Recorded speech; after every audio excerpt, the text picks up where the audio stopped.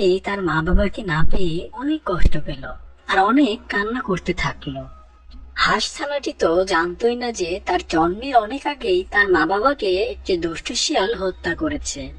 ছানাটি আর্তনাদের সাথে বলে, মা বাবা কোথায় তোমরা? কি গো গিন্নি, তোমাকে আজ অনেক খুশি দেখাচ্ছে, ব্যাপার কি? তখন হাসি জবাবে বলে, আরে সেই খুশির খবরটা বলতেই সে কখন থেকে তোমার জন্য অপেক্ষা করছে। হ্যাঁ দ্রুত বলো তো, কি সেই খুশির সংবাদ?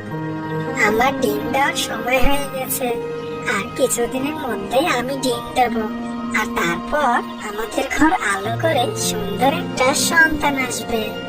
এই কি শোনালে গিন্নি, এ তো অনেক খুশির সংবাদ। এভাবে তারা একসাথে সুখে শান্তিতে দিন কাটাতে থাকে। হঠাৎ একদিন তাদের জঙ্গলে এক দুষ্ট শিয়ালের আগমন ঘটে।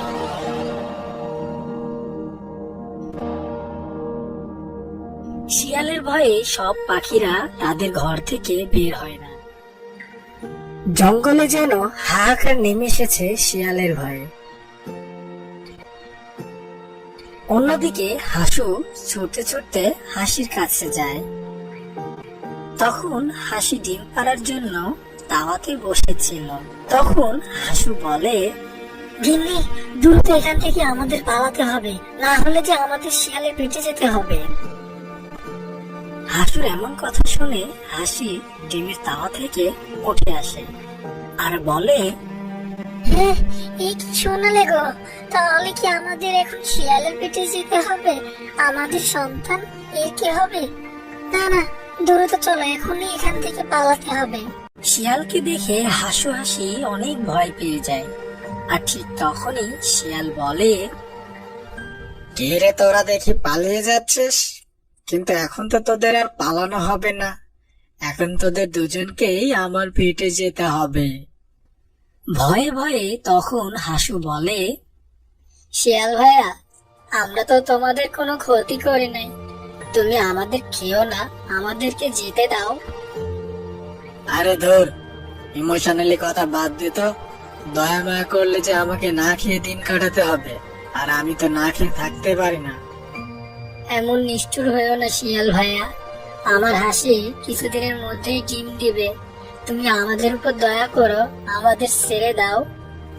এই দয়াটাই তো আমার নাই, এখন দ্রুত বলতো আমি সবার আগে কাকে খাবো?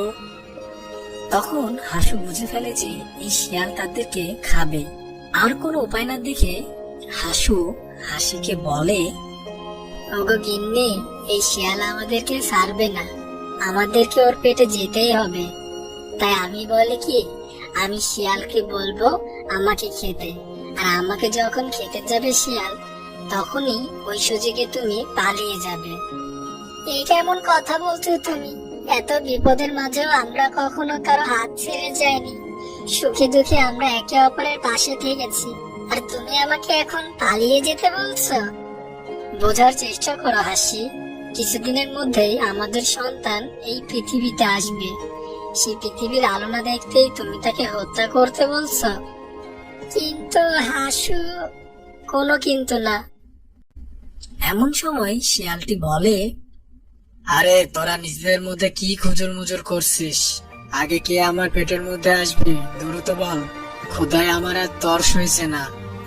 তখন হাসু বলল, শিয়াল ভাইয়া, তুমি আগে আমাকে খাও, আর তারপরে তুমি ওকে খেও।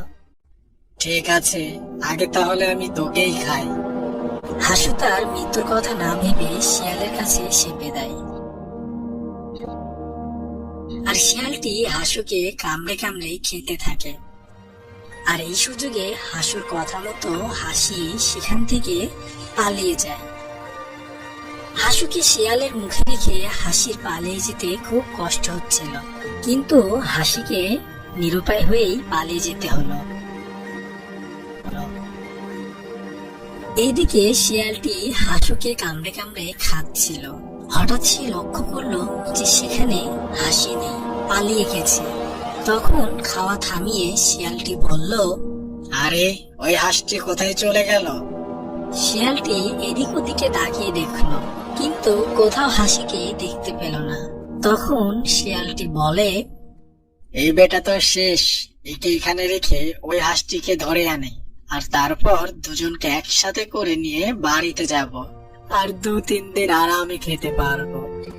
এই বলে শিয়ালটি হাসুকে রেখে হাসিকে খুঁজতে যায় আর খুঁজতে থাকে।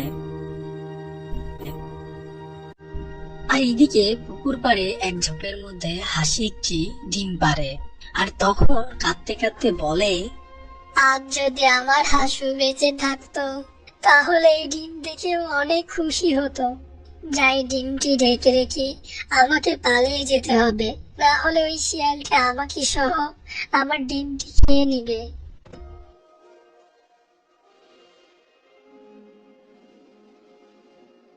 এরপর হাসি কিছু খড়কুটো দিয়ে তার ডিমটি ঢেকে রাখে, যেন শিয়াল বা অন্য কোনো হিংস্র প্রাণী ডিমটি নষ্ট না করতে পারে।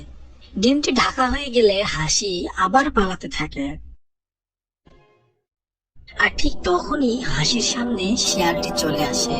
শিয়ালকে দেখে হাসি অনেক ভয় পায়, আর তখন হাসি কাঁদতে কাঁদতে বলে, শিয়াল ভাইয়া, আমাকে তুমি খেও না, আমাকে যেতে দাও। শিয়ালটি জবাবে বলল, এইসব নেগা কান্না করছিস? এসব কান্না দিয়ে আমার হাত থেকে তুই তো নিজেকে রক্ষা করতে পারবি না। কিছুক্ষণ আগে তোর স্বামীকে খেয়েছি, আর এখন আমি তোকে খাবো। আর এদিকে ওই ঝোপের মধ্যে মা বাবাহীন ভাবে পড়ে থাকে ডিমটি। এভাবেই কেটে যায় বেশ কিছুদিন। আর ওই ডিমটি ফুটে একটি হাঁসের ছানা বের হয়। ডিম থেকে বের হতেই সে মা বাবা বলে ডাকতে থাকে। বাবা, মা, বাবা, কোথায় তোমরা? তোমরা আমাকে একা রেখে কোথায় গিয়েছো? ছানাটি তার মা বাবাকে না পেয়ে অনেক কষ্ট পেল আর অনেক কান্না করতে থাকলো। হাঁস ছানাটি তো জানতোই না যে তার জন্মের অনেক আগেই তার মা বাবাকে একটি দুষ্ট শিয়াল হত্যা করেছে। ছানাটি আর্তনাদের সাথে বলে, মা, বাবা, কোথায় তোমরা? এমনটি বলে হাঁস ছানাটি হাঁটতে থাকে। আর এইভাবেই ছানাটি আস্তে আস্তে বেশ বড় হয়ে যায়। একদিন হাঁস ছানাটি জঙ্গলের মধ্যে দিয়ে একা একা হেঁটে যাচ্ছিল। হঠাৎ তার সামনে একটা পাতি হাঁসকে দেখতে পেল। আর তখন ছানাটি পাতি হাঁসকে গিয়ে বলল, এই যে আন্টি, তুমি কি আমার মা বাবাকে দেখেছো? তুমি কি বলতে পারবে আমার ঠিকানা কোথায়? না বাছা, আমি তো জানি না তোমার ঠিকানা কোথায়। এমন কথা শুনে হাঁস ছানাটি মন খারাপ করে আবার চলতে থাকে আর আবার নিজের ঠিকানা খুঁজতে থাকে। নিজের ঠিকানা খুঁজতে খুঁজতে ছানাটি অনেক দূরে চলে আসে, কিন্তু কোথাও তার ঠিকানা খুঁজে পায় না। তখন ছানাটি বলে, হে বিধাতা, সবার মা বাবা থাকে, সবার একটা ঠিকানা থাকে, কিন্তু আমার কি কোনো ঠিকানা নাই? কোথায় আমার ঠিকানা? এমন সময় ছানাটি লক্ষ্য করলো একটি বুড়ো শিয়াল। এই শিয়ালটি যে তার মা বাবার হত্যাকারী এসব ছানাটি জানতো না। বুড়ো শিয়ালটি যেতে যেতে বলছিল, আমার বয়স যে দিন দিন কমতেই থাকছে, চোখেও যে এখন আর ঠিক মতো দেখতে পায় না। অনেক দিন হলো ভালো মন্দ কিছুই খেতে পারি না। এমনটি বলতে বলতে শিয়াল যাচ্ছিল। ঠিক এমন সময় ছানাটি শিয়ালের সামনে এসে দাঁড়ায়। ছানাটি সামনে আসতেই শিয়ালটি বলল, বাহ বাহ, মেঘ না চাইতেই যে বৃষ্টি দেখছে। হাঁস ছানাটিকে দেখে শিয়ালের জিভ যেন লক লক করছিল ছানাটিকে খাবে বলে। ততক্ষণে ছানাটির বুঝতে আর বাকি নেই যে সুযোগ পেলে শিয়ালটি তাকে ভোজন করবে। তবুও ভয়ে ভয়ে হাঁস ছানাটি বলল, শিয়াল মামা, তুমি কি জানো কোথায় আমার ঠিকানা? তখন জবাবে শিয়াল বলল, হ্যাঁ রে ভাগ্নে, আমি জানি তোর ঠিকানা। আয়, তুই আমার সাথে আয়, আমি তোকে তোর ঠিকানা দেখিয়ে দিচ্ছি। ছানাটি খুব চালাকির সাথে বলল, ঠিক আছে শিয়াল মামা, তুমি আমার আগে আগে যাও আর আমি তোমার পিছে পিছে আসছি। ঠিক আছে ভাগ্নে, তুই তাহলে আমার পিছে পিছে আয়। এরপর শিয়ালটির পিছে পিছে ছানাটি হাঁটতে থাকে আর সুযোগ খুঁজতে থাকে পালানোর। শিয়ালটি একটু দূরত্বে যেতেই হাঁস ছানাটি সেখান থেকে পালিয়ে যায়, কিন্তু বুড়ো শিয়ালটি তা বুঝতে পারে না। ছানাটি বুড়ো শিয়ালের থেকে পালিয়ে অনেকটা দূরে চলে আসে আর তখন বলে, ওহ বাবা, খুব জ্বর বেঁচে গেছে। এখন থেকে সব দিকে আমাকে খেয়াল করে আমার ঠিকানা খুঁজতে হবে। এরপর ছানাটি আবার তার ঠিকানা খুঁজতে থাকে আর এইভাবেই তার ঠিকানা খুঁজতে খুঁজতে তার জীবন অতিবাহিত হতে থাকে। তো বন্ধুরা, এমনই সব মজার নতুন নতুন গল্প পেতে এখনই চ্যানেলটি